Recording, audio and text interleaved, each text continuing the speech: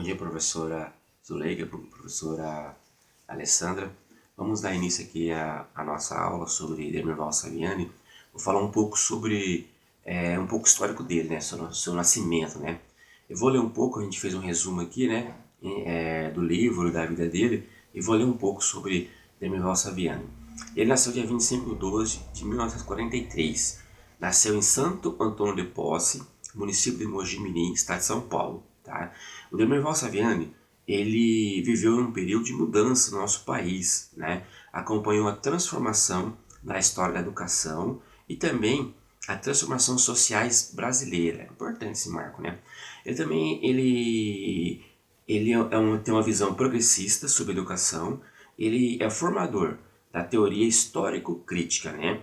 Essa teoria tem como objetivo principal a transmissão do conhecimento significativo que contribui para a formação do indivíduo crítico e a emancipação, assegurando a inclusão social do educando. Aí vamos falar um pouco sobre o livro dele.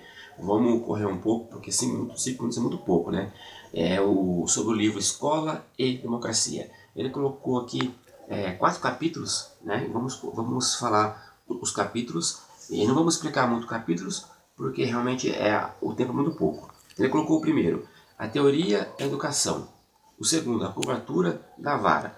O terceiro que eu achei mais interessante, para além da teoria e da curvatura da vara, né? E o último, as 11 teses sobre educação e política. Vamos ao primeiro, a teoria da educação. Primeiro, educação, meio de equiparação social e extinção da marginalidade. Eu elenquei aqui 3 tópicos, mas vou falar apenas um, porque, como eu disse, não dá tempo de falar todos.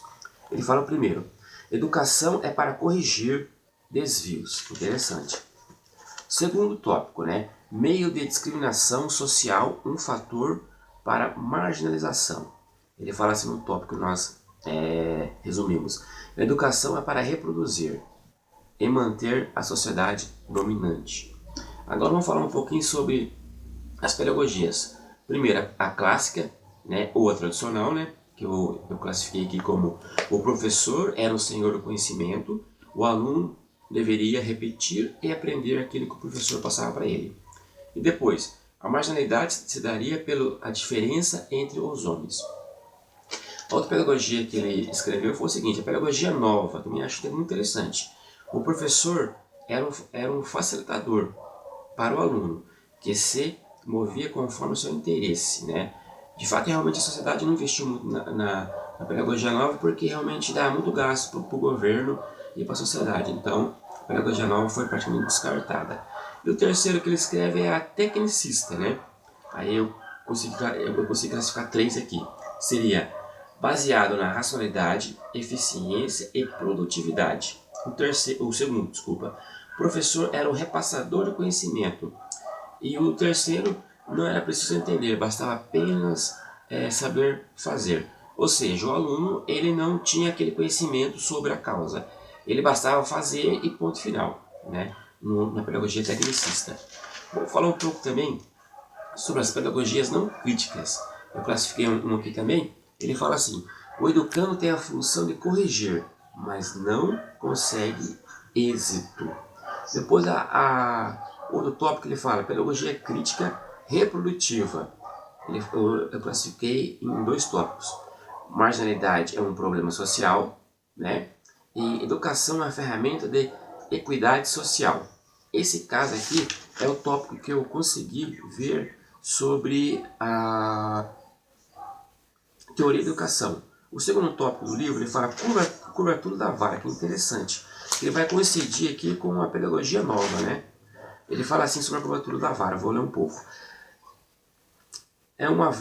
Se uma vara curva para o lado, não basta simplesmente colocá-la na posição normal. Para consertar o desvio, é necessário aplicar uma força contrária e curvá-la para o lado oposto, ou seja, corrigir a vara realmente onde ela declinou. Ele fala assim, da teoria da curvatura da vara, né? A tese política educacional. Quanto mais se fala em democratização na escola, menos democracia ocorre efetivamente e vice-versa. É bem interessante isso aqui, mas não dá para a gente decorrer tudo porque realmente o tempo é curto. Ele fala assim, Dermival Saviani, a vara está curvada para o lado da escola nova, com os seus propostos. Ela entende que está conseguindo corrigir esse desvio na curvatura. Nesse caso aqui, como eu disse, não teve muito sucesso a curvatura da vara, né? Agora vamos falar aqui para além da teoria da curvatura. Também é interessante isso aqui, né? É o terceiro tópico aqui do livro do Dermival Saviani. Nós já falamos rapidamente sobre a teoria da educação, curvatura da vara. E agora uma interessante que eu achei foi para além da curvatura, para além da teoria da curvatura da vara. Né? É interessante também, né? Ele fala assim, vou ler os tópicos que eu consegui fazer aqui.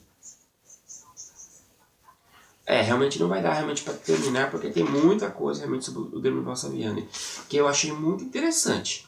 É um autor realmente que a gente deve estudar mais a fundo. Realmente é gostoso de estudar, é gostoso de ver realmente, é gostoso de ter conhecimento realmente sobre o Dermival Saviani.